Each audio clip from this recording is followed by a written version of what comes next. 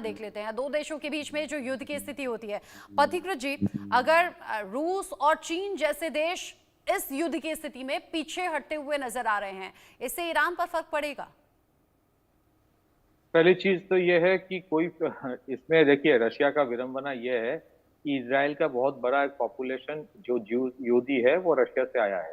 तो रशिया भी इसराइल के खिलाफ कोई स्टैंड नहीं लेगा, यह उनका एक प्रॉब्लम है। तो इसीलिए ईरान के सपोर्ट में वो सीज फायर चाहता है, लेकिन वो इसराइल के खिलाफ कोई स्टेटमेंट नहीं देगा। दूसरी चीज है ये कहना कि चाइना इसमें इन्वॉल्व नहीं है, चाइना पूरा इन्वॉल्व है। अक्टूबर 7 का जो अटैक था, देखिए कोई ईरान यहाँ पे दूध का धुला नहीं है। ये आपने पिछले 20-30 साल या 40 साल से आपने इसराइल को हाउदी, हमास और हिजबुल्लाह से घेर के रखा है।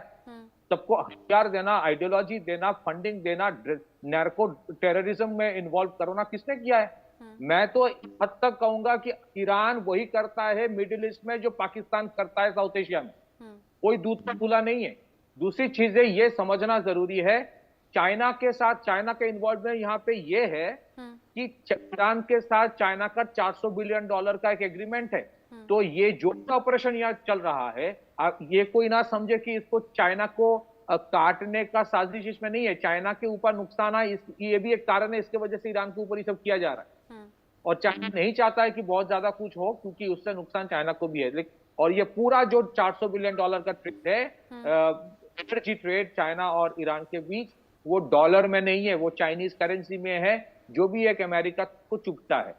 तीसरी चीज देखिए, ये जो रशिया यूक्रेन का लड़ाई है वो 1200 साल का लड़ाई है, वो आज नहीं है। ये एक ऑर्थोडॉक्स चर्च वर्सेस वेटिकन की लड़ाई है। आप देखेंगे हर 80 साल में वेस्टर्न यूरोप ने रशिया के ऊपर अटैक किया है, चाहे वो नेपोलियन का हो, चाहे वो पहले का क्राइमियन वॉर हो, बहुत हर 80 साल में।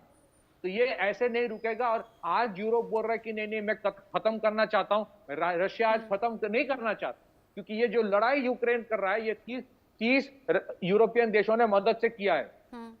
इसी वजह से रशिया इसको एक्सपैंड करेगा, अपने बलबूते पे अपनी कंडीशंस में खत्म करेगा, ना कि फ्रांस और जर्मनी की कंडीशन में। नेटो समझ उसका आ रहा है कि अगला बम जर्मनी फ्रांस में भी आज नहीं तो 2 साल बाद गिरेगा। इसी तरह मिडिल ईस्ट का जो प्रॉब्लम है, ये 2000 साल का प्रॉब्लम है, ट्रंप कैसे सॉल्व करेगा?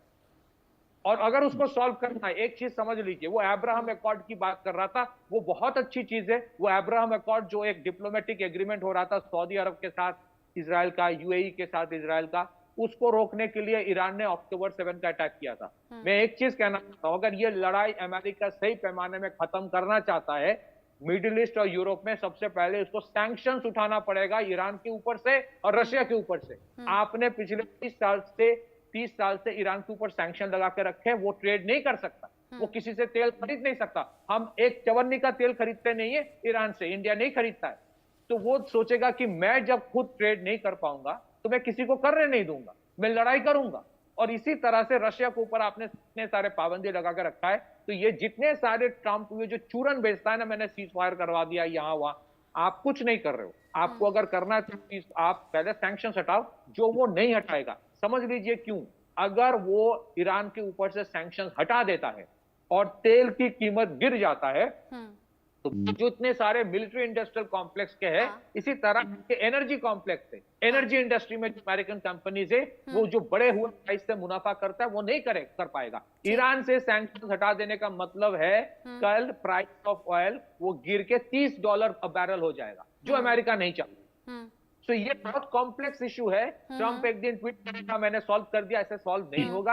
बुनियादी ढांचे में जब तक कोई नहीं जाएगा, सिर्फ बोल देने से कुछ नहीं होगा। सिचुएशन असल में बहुत ज्यादा कॉम्प्लिकेटेड है और वो अभी नजर भी आ रही है। और इसी बात पर बहुत ज्यादा भड़के भी हैं डोनाल्ड ट्रंप, ऐसे भड़के कि गुस्से में उन्होंने शब्दों की मर्यादा तक भूल गए। डोनाल्ड ट्रंप का ताजा बयान सामने आया है, बॉडी लैंग्वेज